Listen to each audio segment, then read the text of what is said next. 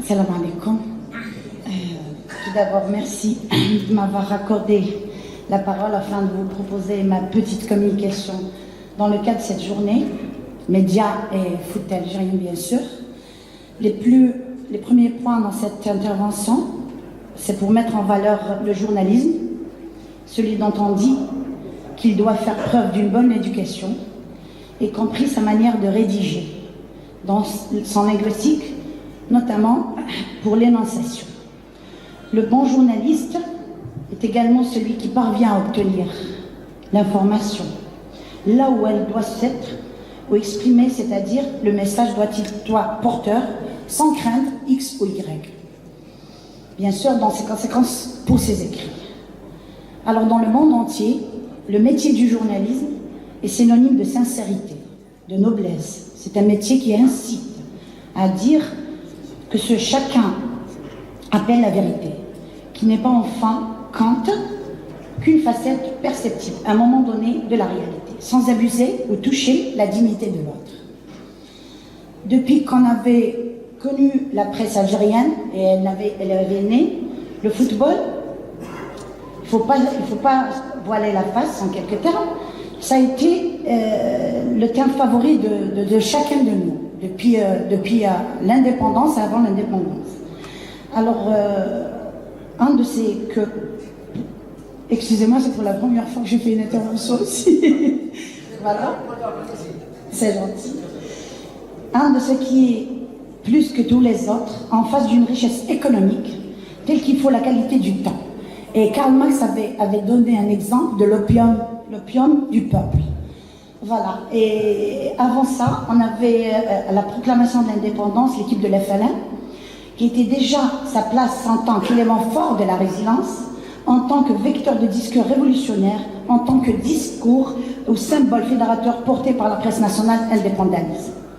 Depuis lors, le football était un espace informationnel aussi important que les thématiques politiques et économiques.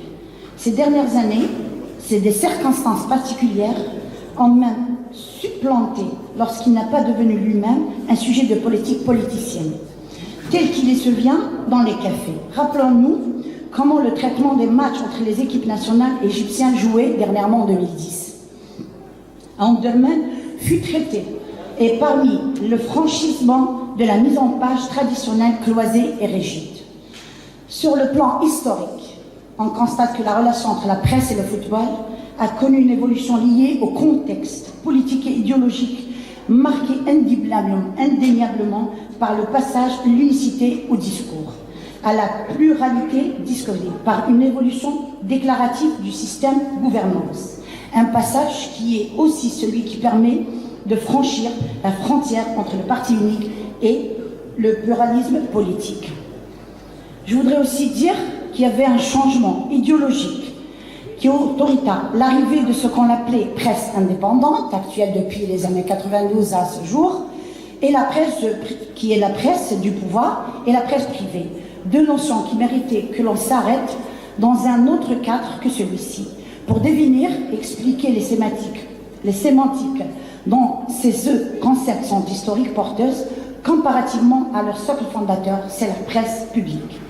Le lien ombilical unissant des œufs de presse, la presse indépendante est née de la presse publique, qu'on le veuille ou pas, n'a pas facilité l'apport de changements majeurs, si ce n'est pas la gouvernance de l'entreprise de presse et le traitement de l'information, en conservant le fait de fonctionnement classique connu, les médias, l'information pédagogique, catharisme et résilience, qui reste présente.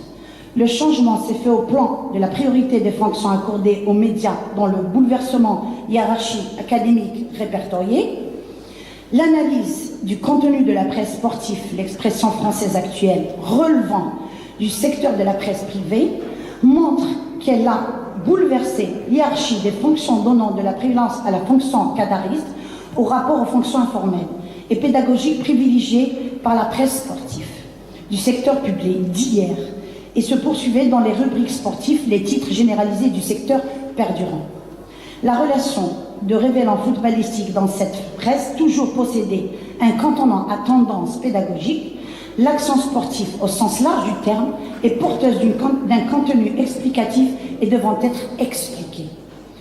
On peut dire toujours la presse sportive du secteur privé est aujourd'hui dominante sur les états des buralistes, la fonction formation et pédagogique, qui fut ensemble car en phase avec les discours politiques d'entrant et reléguée au second plan. Elle était supplantée par la priorité donnée à la fonction cathartique. Cette fonction de cathartique, une fonction de soupape de sûreté permettant l'expression libre, est souvent entrecelle, ce qui ne peut pas exprimer et qui devient une libération de parole individuelle, qui, à part le passé, fut résiduelle dans la forme présente. Nous serions tentés d'écrire presque anecdote tout en étant permanent dans le discours journalistique, pas pour le jeu sémantique sublime et la contonation, mais par les discours journalistiques allusifs en porte-à-faux avec les discours dominants et à la marche de fabrique de la presse sportive. S'appuyant sur le fait sportif indéniable, celui matérialiste, par une rencontre sportive, des circonstances de déroulement liées à côté, etc. Ainsi que par les enjeux économiques, financiers, commerciaux et pouvoirs souvent personnalisés, généralement imperceptibles aux yeux de nos initiés, elle offre un espace en apparence non régulier aux sportifs de différents statuts, athlètes, entraîneurs, dirigeants, supporters et spectateurs, qui bénéficient à la moindre coût de la possibilité de s'exprimer et de porter à la connaissance de celui de droit, les autorités publiques, locales ou nationales, ou masse des supporterisés au statut décidé, alors qu'elle n'est qu'un levier utile des archimèdes du mouvement sportif. Les préoccupations mineures dans le contexte général vécu par la population en situation de précarité, mais primordiales dans un microcosme sportif se limitant le plus souvent au cercle restreint qu'un d'un regroupement sportif, associations sportives ou autres organisations sectorielles telles que les ligues et les fédérations, etc. Au bout de compte, nous allons constater que cette évolution, formée sur une durée de 3 ou 4 décennies, s'est alignée sur une ambiance générale. La démocratisation de la vie sociale s'est accompagnée d'une démocratisation de l'univers sportif. Le professionnalisme à visage libéral a remplacé le professionnalisme étatique. La presse, instrument des appareils de l'État, a laissé place à une presse instrument d'intérêt certes éparpillé mais détenu par une éloquence en mal de reconnaissance sociale ayant pour cible au moteur de promotion. L'activité sportive imprégnant le plus des esprits, alors que la presse sportive publique était un élément d'incitation à la réflexion des décideurs politiques, locaux et nationaux. La presse sportive actuelle se retrouve dans les oripeaux de rouage d'un instrument de presse sur les pouvoirs économiques, en accent dans les micro-organisations que sont les associations sportives en vue d'une prise de pouvoir sectoriel. Le quatrième pouvoir spirituel et virtuel qu'elle fut avec la presse sportive publique s'est transformé à un quatrième pouvoir agissant dans les sphères basiques, influençant le comportement des partis, en présence souvent antinomique dans leur but et leur fonctionnement. Et on avait vu ça dans quelques jours passés.